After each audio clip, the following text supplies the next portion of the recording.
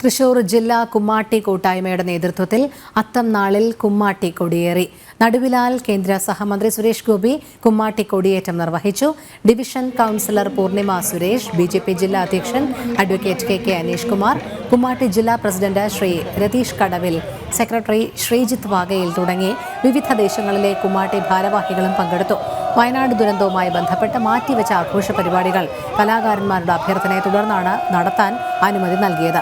ഇതിനോടകം തന്നെ ഓരോ ദേശങ്ങളിലും കുമ്മാട്ടി മുഖങ്ങൾ ഒരുങ്ങിക്കഴിഞ്ഞു. ഓണനാളുകളിലെ കുമ്മാട്ടിക്കായുള്ള തയ്യാറെടുപ്പിലാണ് ദേശങ്ങൾ.